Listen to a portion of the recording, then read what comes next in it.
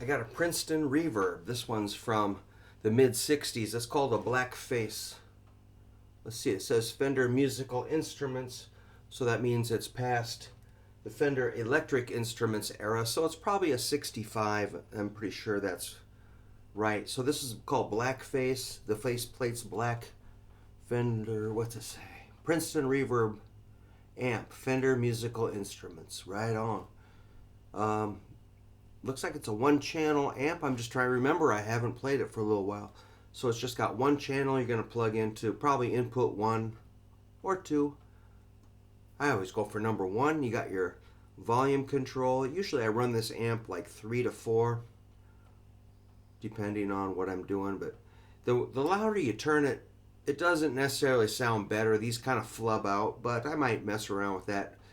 Maybe if it's isolated or away from me. I just don't want to blow my head off. Here's your treble control, more or less, and bass control, more or less. I probably set those at maybe 6, something like that. Here's the reverb, more or less, and then you got your tremolo, kind of the shaky vibrato tremolo circuit.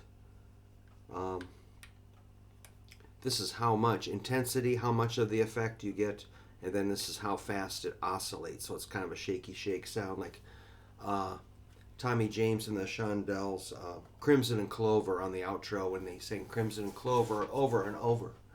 I had to repair, this is the grill cloth, and we're kind of touchy about this. I had a repair guy do some work on this, and he put 2 or 4 big dumb screws here. And that was dumb to do. Here's the logo, kind of a chrome thing. So yeah, we like that. We like to keep the grill cloth original on these. So on the top, it's got a handle, and then these 2 little, I don't know what you call them, plates that have screws that you unbolt, and then you can take the chassis out. Let's turn it around, see what's going on. This is just great. So here I've got this has a 12-inch speaker, which from the factory would have been a 10-inch. So this is a Fender special design, or what is it? Oh, it's a Jensen. Okay. Jensen speaker. You got your power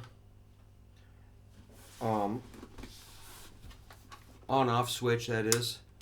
A ground switch, which I don't really use since it's got a grounded plug. Then your fuse. Probably got your speaker output, then an extension speaker. Here's the outputs for a pedal that turns on the reverb and the tremolo on and off. Then here's the output and input for the reverb. And so I just got a new panel put on here and installed at Sound Salvage. It's a really cool amp builder. I have a really good team of amp builder guys that make cabinets and amps and do great repairs. Then this is the original panel, so this is a replacement. The reverb tank sits at the bottom.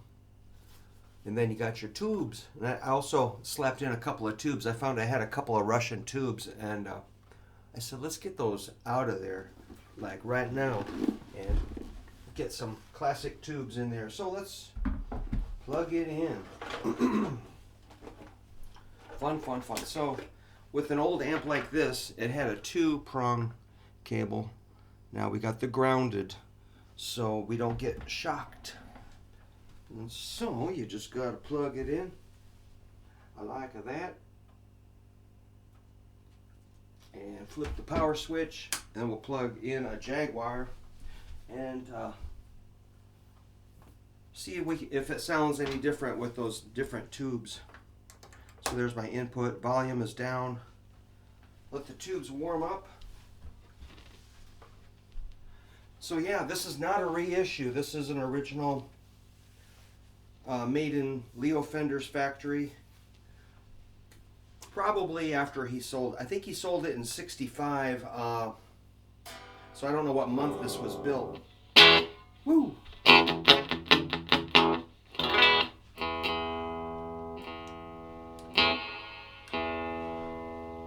So I'm going to flip the foot switch. Holy smokes! It's alive. That's cool. So that's what these do if you disturb the reverb tank. That was horrifying. That scared me. There's the vibrato. So the switch looks like that. Vibrato and reverb. So they're both on. Sounds a little bright. So yeah, these are pretty loud. So that was louder than I intended it to be.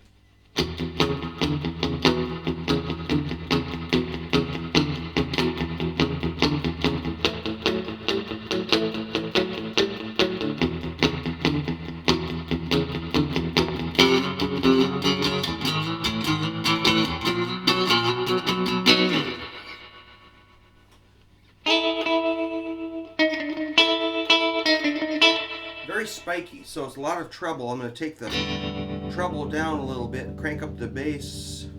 The reverb is maxed out.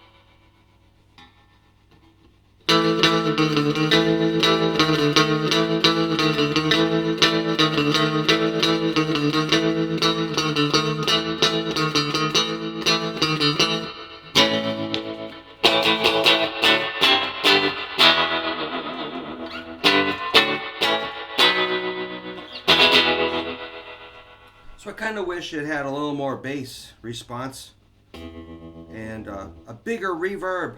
I want more.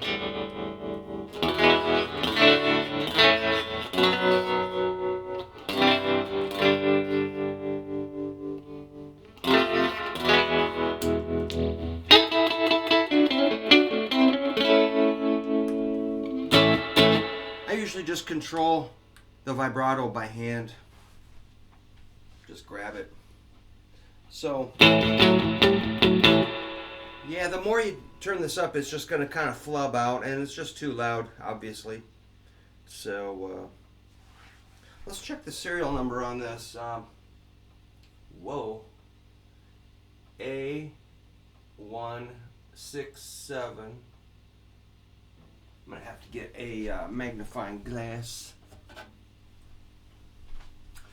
Let's just have a look. We'll try. It's kind of way in there. Well, it's too hard to see, and the tube chart is kind of torn, but we'll check that later.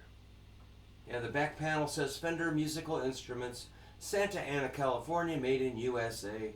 Very cool. It's got like old RCA and Sylvania and Philco tubes. Wow. It's got some rusty, crusty. The cabinet's kind of beat. It's got some rough corners and this and that.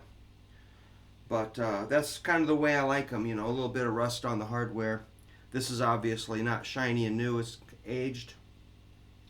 So yeah, that's Princeton Reverb amp. I'll probably have this sitting here for a while, I'll play it. And it's just fun to have.